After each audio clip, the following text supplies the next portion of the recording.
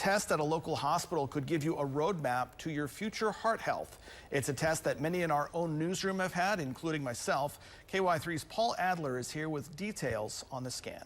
Well, Rob, this test zeroes in on calcium and the arteries around your heart. In this story tonight, we'll go into the community and into our newsroom to see the prescription for a longer life after the test. As much as we're breathing today, a preacher doesn't really tear his heart out on the stage. I thank you for another day. Instead, he opens it up.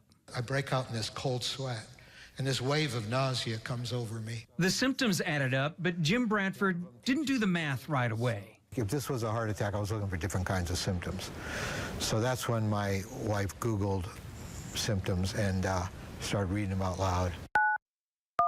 Dispensing any doubt, his wife called 911. You're having a heart attack. In a whirl of activity, he went from ambulance to hospital to surgery. I said to the nurse, so was that like a minor heart attack or was that major?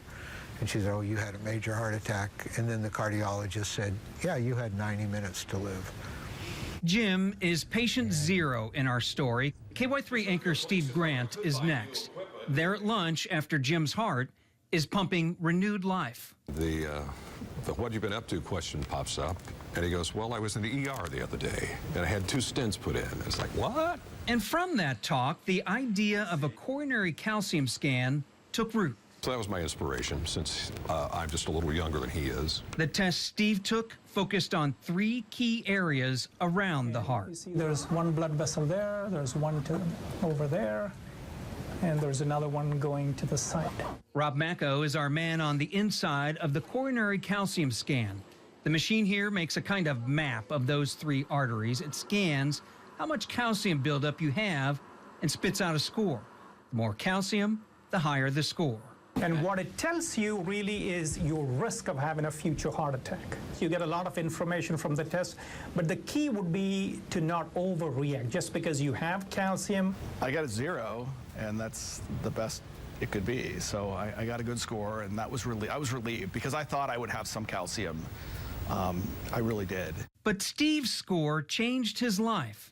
A battery of tests included an angiogram. It found no blockage.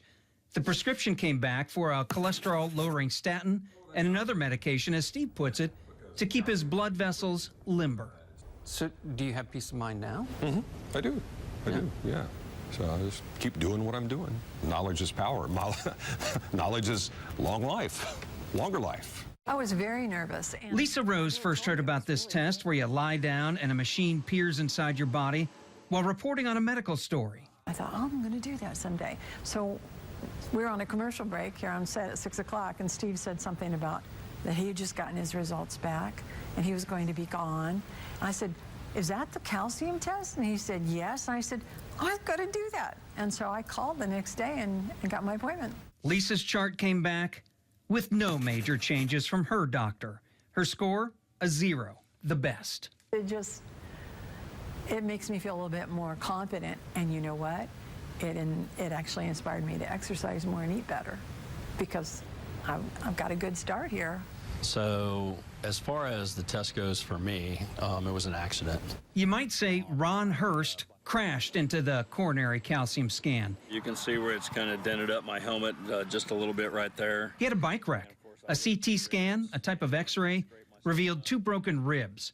But the scan also showed another potential problem. I never had any symptoms. I didn't have any shortness of breath. I haven't had any pains, shooting pains, or anything like that. So Ron went into that machine to get a closer look.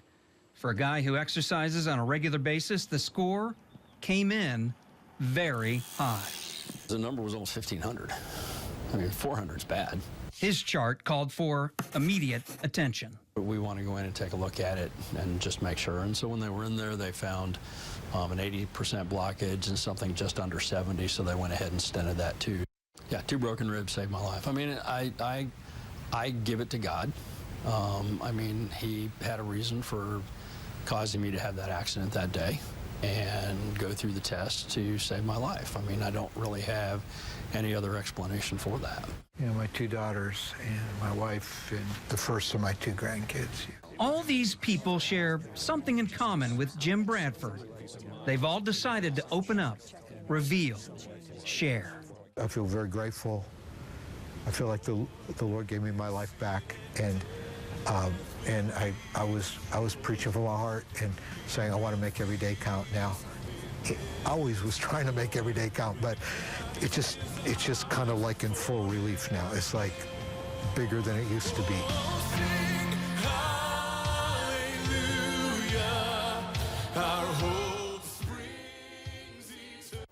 A coronary calcium scan is not for everyone. It may not be right for you if you're a man younger than 40 or a woman younger than 50. Now, the doctor gave us this example of a good candidate. You're in that age range. You have high cholesterol. You're not sure whether you really want to take the medicine or not. Well, this could be a tiebreaker. At Mercy, that test is $100. It is not covered by insurance. Do talk to your doctor before scheduling. And Rob, you're in this story. I know you I forgot I was in it. You forgot? I forgot. Yeah, I knew I was. I know you had some concerns about the machine.